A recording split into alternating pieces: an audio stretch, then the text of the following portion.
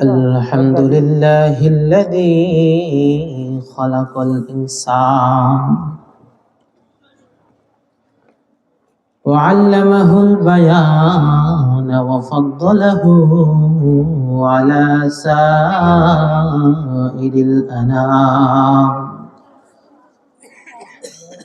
الصلاة والسلام على سيدنا ونبينا وشفيعنا وحبيبنا ومرشدنا ومولانا محمد النبي الأمي وعلى آله وأصحابه الكرام. أما بعد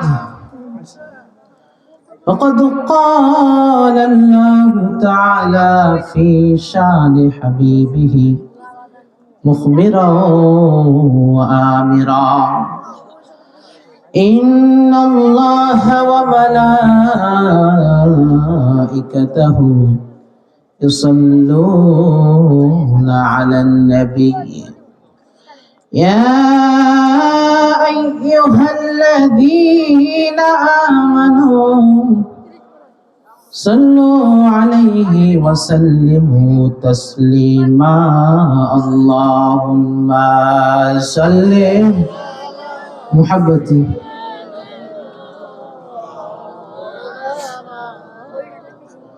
وعلى آل سيدنا مولانا محمد. اللهم صل على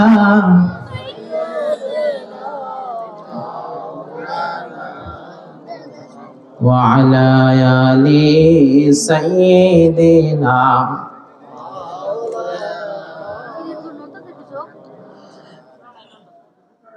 नहीं दो जहां में मिसाले मुहम्मद जमाले खुदा है कमाले मुहम्मद. अल्लाहुम्मा सल्ली मौलाना मुहम्मद वअला आले सय्यिदिना. बलगल उला बिकमालिही कशफत दुजा बिजमालिही हसनत जमीउ खिसालिही सल्लु अलैहि वालिही. अस्सलातु वस्सलामु अलैका या रसूलल्लाह. अस्सलातु वस्सलामु अलैका या शफीअल्लाह. अस्सलातु वस्सलामु अलैका या शाफिअल मुज़निबीन. अस्सलातु वस्सलामु अलैका या रहमतल लिल आलमीन. ला इलाहा जोरे ला इलाहा सुबहानल्लाह वल्हम्दुलिल्लाह. ला इलाहा ला इलाहा हो ला इलाहा ला ला इलाहा हो ला इलाहा. নবী আমার নূরের পুতুল জগৎ কল্যাণ উজালা. নবী আমার নূরের পুতুল জগৎ কল্যাণ উজালা. রোজ হাসরে করবেন তিনি, রোজ হাসরে করবেন তিনি উম্মতেরই ফয়সালা. সুবহানাল্লাহ লা ইলাহা লা ইলাহা লা ইলাহা লা ইলাহা হো লা ইলাহা লা ইলাহা ইল্লাল্লাহু মুহাম্মাদুর রাসূলুল্লাহ। প্রাণ দিয়ে বলেন সাল্লাল্লাহু আলাইহি ওয়াসাল্লাম। মুআজ্জাজ মুহতারাম, উপস্থিত আছেন অত্র মাহফিলের সম্মানিত সভাপতি, উপস্থিত আছেন অত্র মাহফিলের সম্মানিত সহসভাপতি প্রিয় নানাজান, আমন্ত্রিত উলামায়ে কেরাম, সামনে উপবিষ্ট আছে অত্র মহল্লার বিভিন্ন এলাকা থেকে আগত আমার মুরব্বানে আযম, সামনে উপবিষ্ট আছে প্রাণপ্রিয় যুবক বন্ধু এবং ছোট ভাইয়েরা। মাইকের আওয়াজ যত দূর পর্যন্ত বিস্তৃত হচ্ছে, এর মধ্যবর্তী নেককার মা ও বোনেরা সকলকে জানাচ্ছে আমার অন্তরের অন্তরস্থল থেকে মোবারকবাদ এবং ইসলামিক সম্ভাষণ। আসসালামু আলাইকুম ওয়া রাহমাতুল্লাহি তাআলা ওয়া বারাকাতুহু।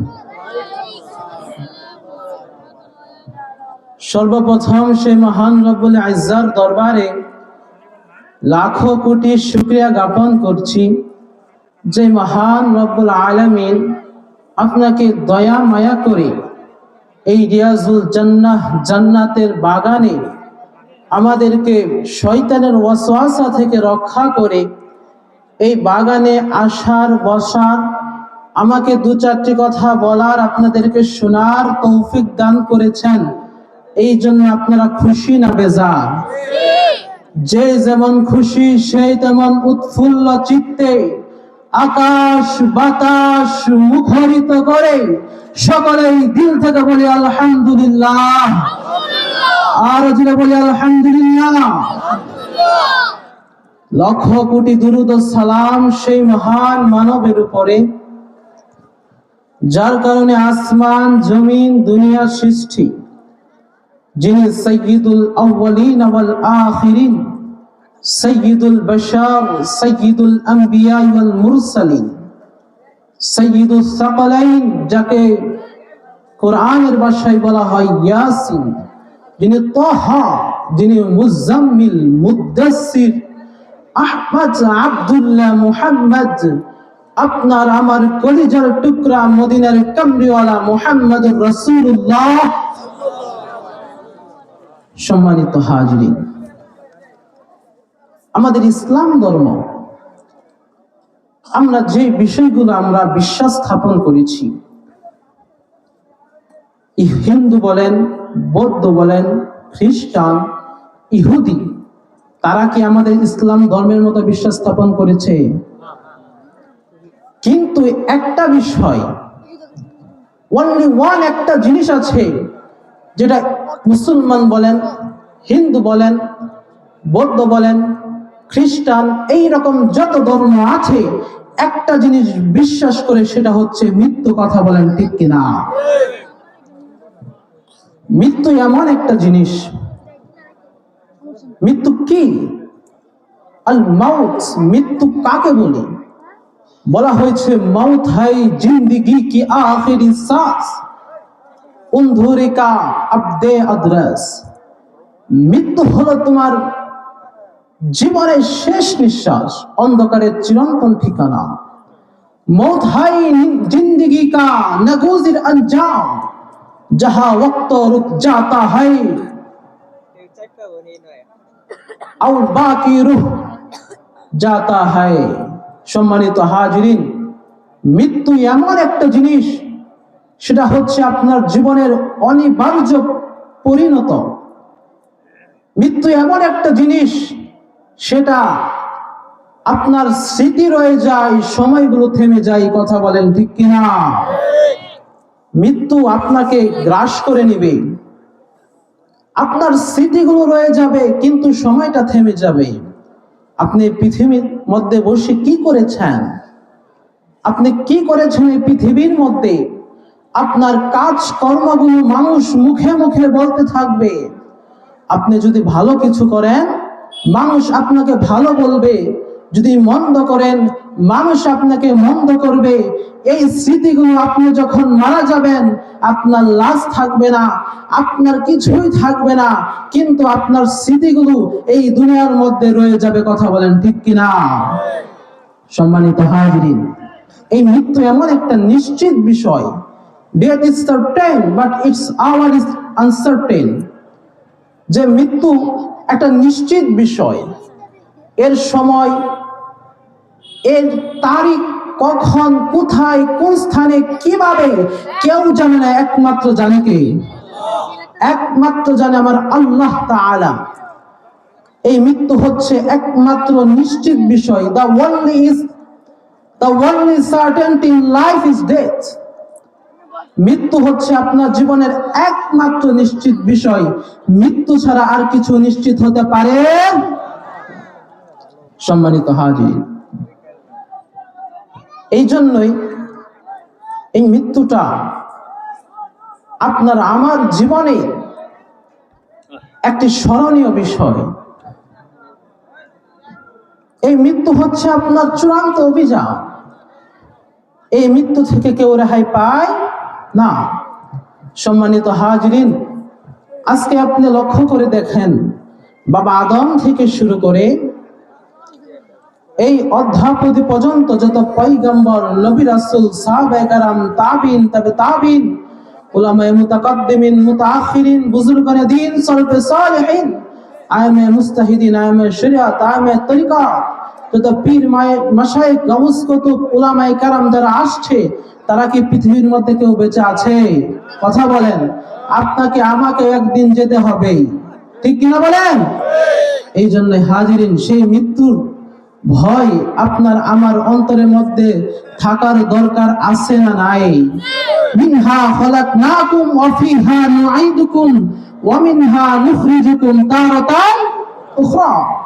আল্লাহ বলে, আমি মাটি থেকে সৃষ্টি করেছি তোমাকে বান্দা, এবং সেই মাটিতেই তোমাকে ফিরে যেতে হবে। সেই মাটি থেকে সেই পুনরুত্থানের দিনে, সেই শেষ আখিরাতের দিনে তোমাকে আমি সেই মাটি থেকে তুলবো। বলেন আল্লাহু আকবার। শুধু তাই নয়, আমার আল্লাহ বলেছেন, কুল্লু নাফসিন যায়িকাতুল মাউত। মৃত্যুর স্বাদ প্রত্যেকটি প্রাণীকে গ্রহণ করতে হবে।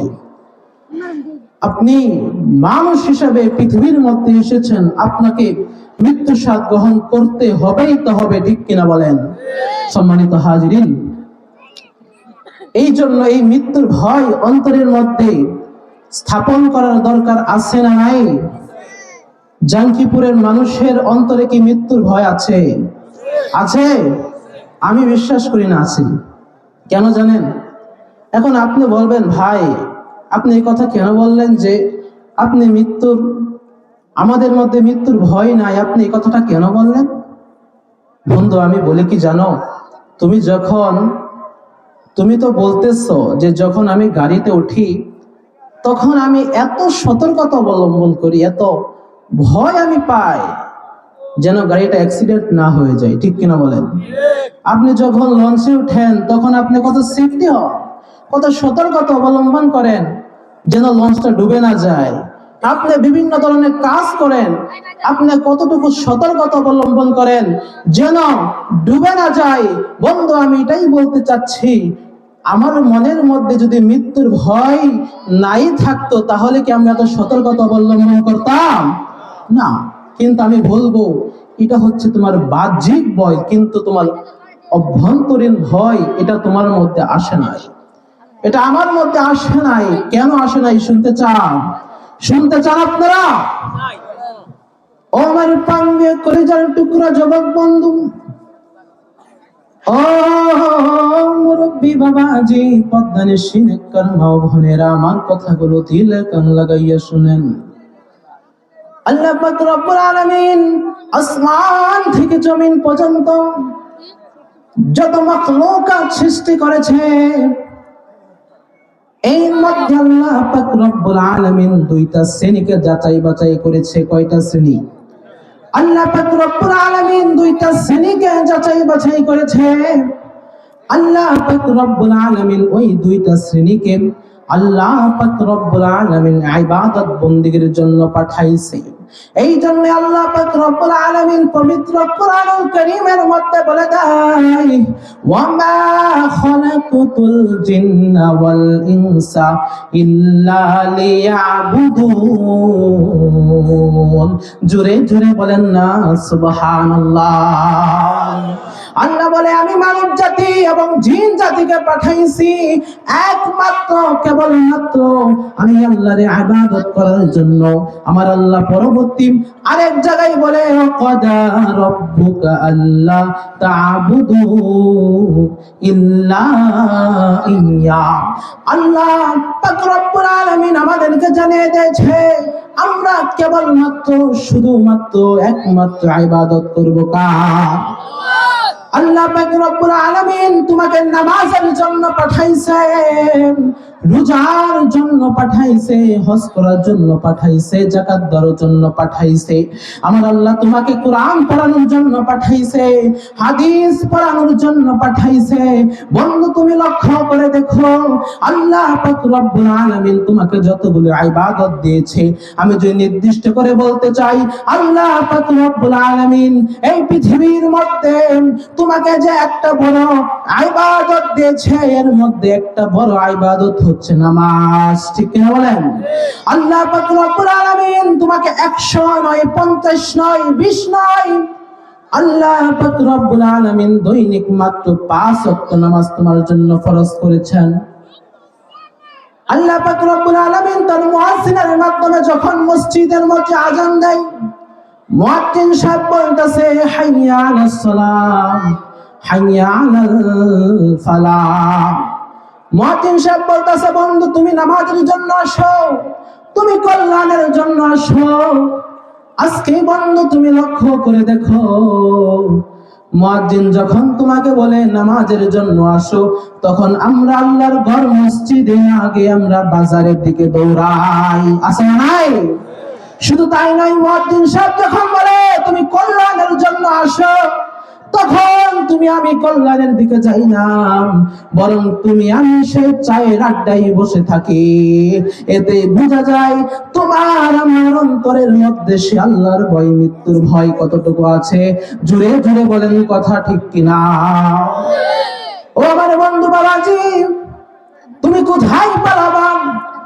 তুমি আসমানে যাবা, জমিনে যাবা, উপরে যাও, নিচে যাও, ডানে যাও, বামে যাও, তুমি যেখানে যাও না কেন, আমার আল্লাহ বলে আইনামা তাকুনু ইদারিকুমুল মাউত। তুমি কোথায় যাবা, যেখানেই যাও না কেন, সেখানেই তোমাকে একদিন না একদিন মৃত্যু ধরবে। ওয়ালাউ কুনতুম ফি বুরুজিম মুশাইয়াদা। তুমি যদি পৃথিবীর মধ্যে সুদীর্ঘ প্রাচীর তৈরি করো, তুমি যদি বিল্ডিং তৈরি করো, যেই বিল্ডিং এর মধ্যে একটা পোকামাকড় যেতে পারে না, একটা শ্বাস প্রশ্বাস যেতে পারে না, একটু আলো যেতে পারে না, ওই বিল্ডিং এর মধ্যে আজরাইল ফেরেশতা যেতে পারে কি পারে না? কোথায় যাবা? এই জন্য আল্লাহ পাক রব্বুল আলামিন তার নবীকে লক্ষ্য করে সূরাতুল জুমার 9 নম্বর আয়াতের মধ্যে বলে দেয়, আল্লাহ পাক রব্বুল আলামিন সূরাতুল জুমার 8 নম্বর আয়াতের মধ্যে বলে দেয়, আল্লাহ পাক রব্বুল আলামিন বলে কুল ইন্নাল মাউতাল্লাযী তাফিররুনা মিনহু।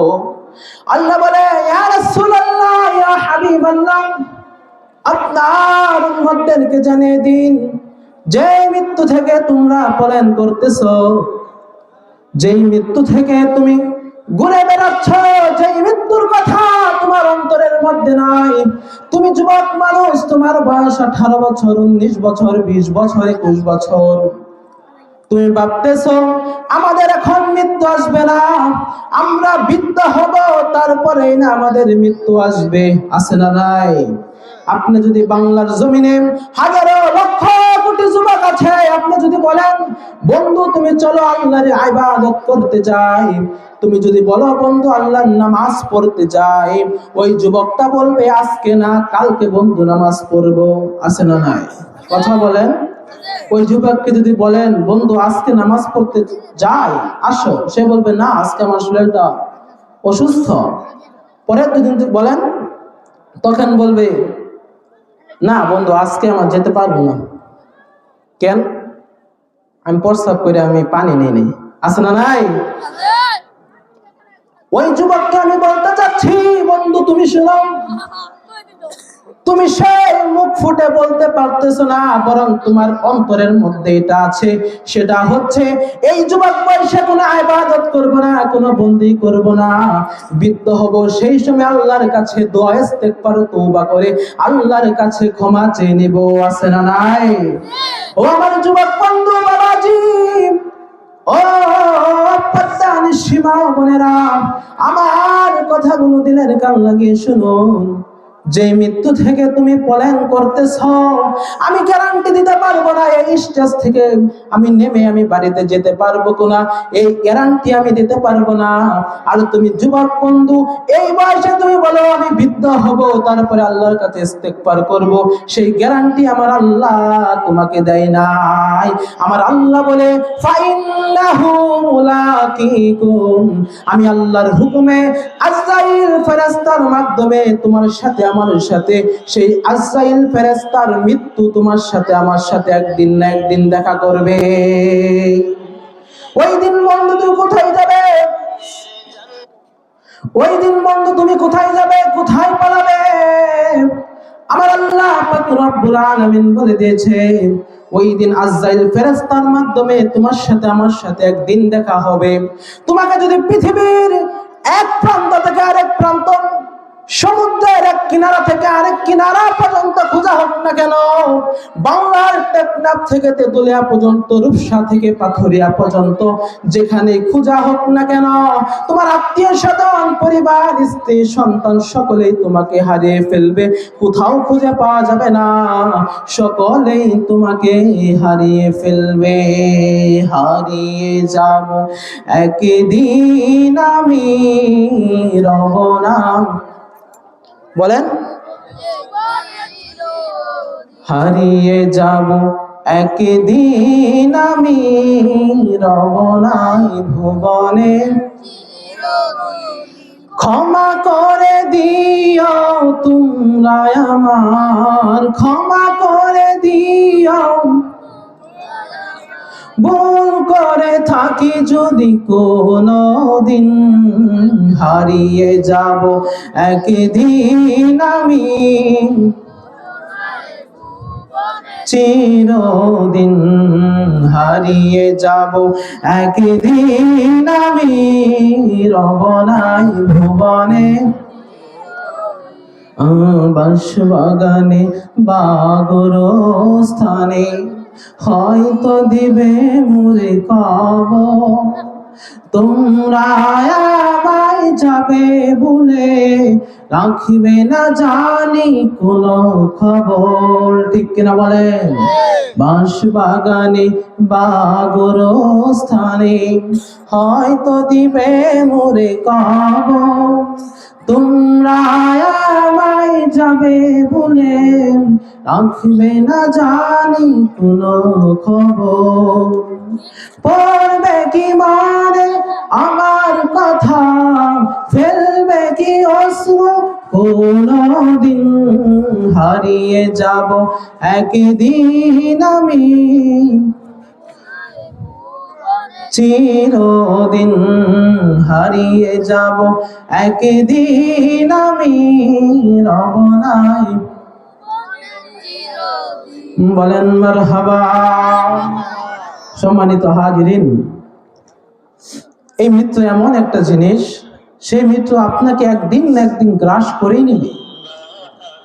আপনি কোথায় যাবেন, যেখানে যান না কেন, সেখানে আপনাকে মৃত্যু আপনাকে ধরে নিয়ে যাবে।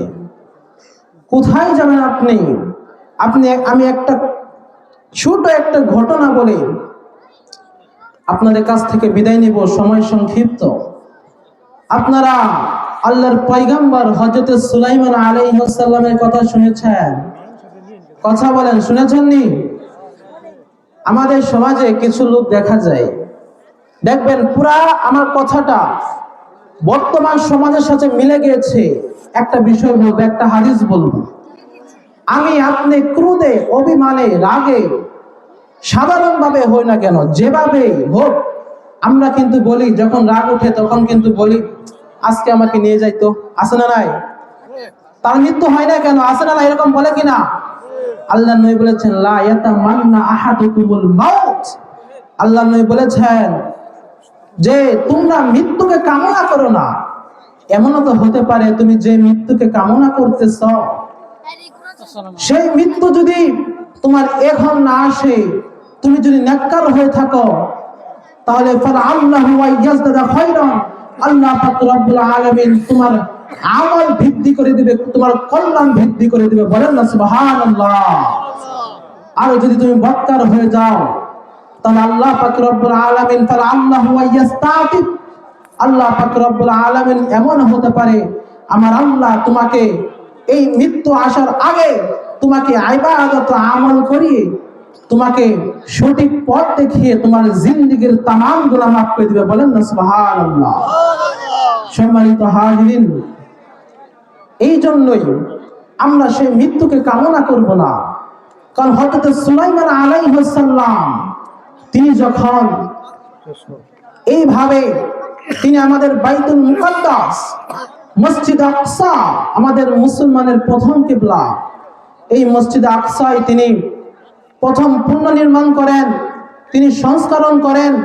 এই মসজিদ আকসা এমন একটা গুরুত্বপূর্ণ, এমন একটা মূল্যবান মসজিদ, যে মসজিদটা তৈরি করা হয়েছে সারা পৃথিবীর দামি দামি পাথর দিয়ে। যে পাথরগুলো ব্যাপারে বলা হয়েছে যখন মসজিদে রাখা হয়, সেই পাথরগুলো এমন মূল্যবান ছিল যে যখন গরম আসতো তখন তাপ নিয়ন্ত্রণ করত, যখন ঠান্ডা আসতো তখন সেই মসজিদের পাথরগুলো ঠান্ডা নিয়ন্ত্রণ করতো। বলেন না সুবহানাল্লাহ। এই মসজিদ আকসায় এমন কিছু মূল্যবান পাথর রাখা হতো যে পাথরগুলো দিবারাত্রি আলো দিয়ে থাকতো। বলেন না সুবহানাল্লাহ।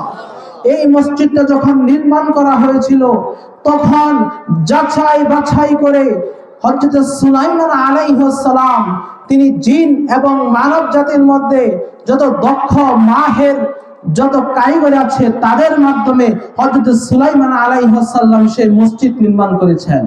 এই মসজিদটি নির্মাণ করা হয় মাত্র 2 বছরে, দীর্ঘ 2 বছর নির্মাণ করা হয়েছিল। একটা বছর হযরত সুলাইমান আলাইহিস সালাম তিনি মসজিদের তিনি মালপত্র পাথর তিনি জোগাড় করেছেন, আর 1 বছর তিনি এই কাজ শুরু করেছিলেন। হযরত সুলাইমান আলাইহিস সালাম যখন 2য় বছর, আল্লাহর নবী বলে আমার হাদিস শরীফের মধ্যে পাওয়া যায়, ওয়াকিয়ার মধ্যে পাওয়া যায়, ঘটনার মধ্যে পাওয়া যায়, হযরত সুলাইমান আলাইহিস সালাম যখন এইভাবে 2য় বছর কর্মচারীদেরকে দিয়ে এইভাবে কাজ শুরু করে দিলেন। আমাদের সমাজে লক্ষ্য করে দেখেন, যখন একজন মালিক ঘর তৈরি করে কিংবা একটি ফ্ল্যাট তৈরি করে, মালিক থাকতে কর্মচারীরা যে রকম কাজ করে, মালিক না থাকলে কিন্তু সেই কর্মচারীরা কিন্তু এরকম কাজ করে না। হযরত সুলাইমান আলাইহিস সালাম একটা লাঠি নিয়ে ওই রকম ভাবে 2য় বছরে কর্মচারীদেরকে পরিদর্শনের লক্ষ্যে তিনি একটা দেওয়ালের সাথে দাঁড়িয়েছিল। এই সময় আল্লাহর হুকুম এসে যায়, সালামকে আল্লাহ বলে তুমি যাও সুলাইমানকে আমার সালাম পাঠাও, হযরত সুলাইমান আলাইহিস সালামকে আমার কাছে নিয়ে এসো।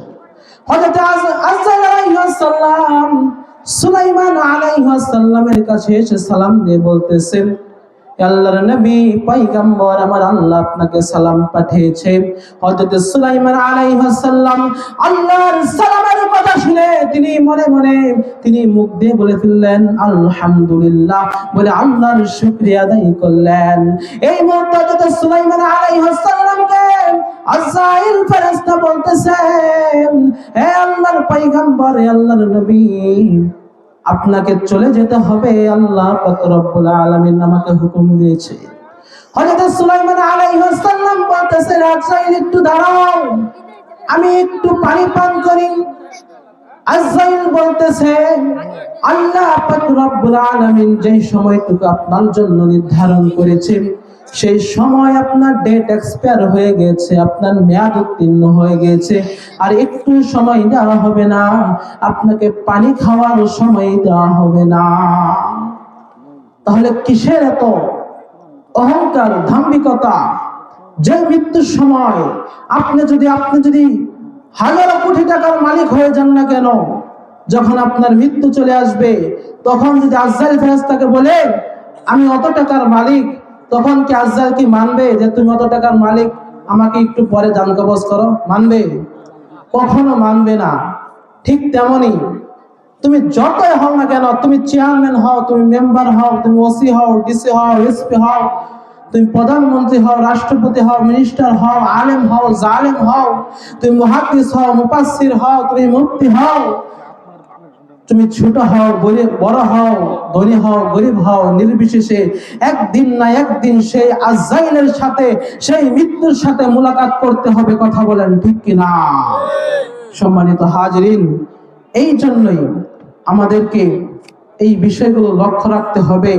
আর মৃত্যুর পাশাপাশি আরেকটা বিষয় হচ্ছে আমার নবীকে সব সময় স্মরণ করবেন, আল্লাহর কাছে একটা দোয়া করবেন যে আল্লাহ, আমি যখন এই পৃথিবী থেকে চলে যাব, এই বিদায়ের ক্ষণে, এই বিদায়ের মুহূর্তে, ইয়া রাব্বুল আলামিন, বিশ্বজগতের প্রতিপালক, আপনি আমার প্রাণের নবী, জানের নবী, মদিনার কামলিওয়ালা, সেই বিদায়ের ক্ষণে আমার নবীর দিদারটা দিয়ে দিও। বলেন আল্লাহুম্মা আমিন, আল্লাহুম্মা আমিন।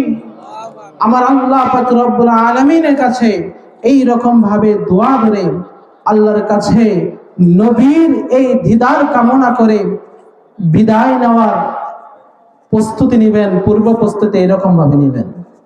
সম্মানিত হাজিরিন, সংক্ষিপ্ত সময়ের মধ্যে আল্লাহ পাক রব্বুল আলামিন যে দু চারটি কথা আপনাদের সামনে বলার এনায়েত করেছেন, আমি বলেছি, ছোট মানুষ, ভুল ভ্রান্তি হলে ক্ষমা দৃষ্টিতে দেখবেন। আমার জন্য সকলে দোয়া করবেন প্রাণ খুলে। আমি এলাকারই মানুষ, সকলে আমার জন্য দোয়া করবেন। আল্লাহ পাক রব্বুল আলামিন যেন আমাকে একজন দ্বীনের হাদি হিসেবে কবুল করে। সকলে প্রাণ খুলে বলে আল্লাহুম্মা আমিন।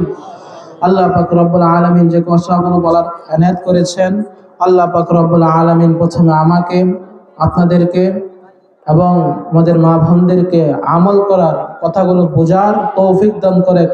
সকলে প্রাণ খুলে বলে আমিন। আরো জনে বলে আল্লাহুম্মা আমিন। ওয়া আখিরু দাওয়ানা আলহামদুলিল্লাহি রাব্বিল আলামিন। আসসালামু আলাইকুম ওয়া রাহমাতুল্লাহি ওয়া বারাকাতুহু।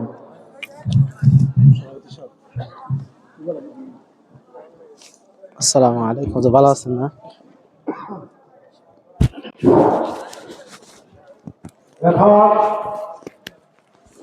আপনাদের সম্মুখে আমার স্নেহের ছোট ভাই, আমাদের এলাকা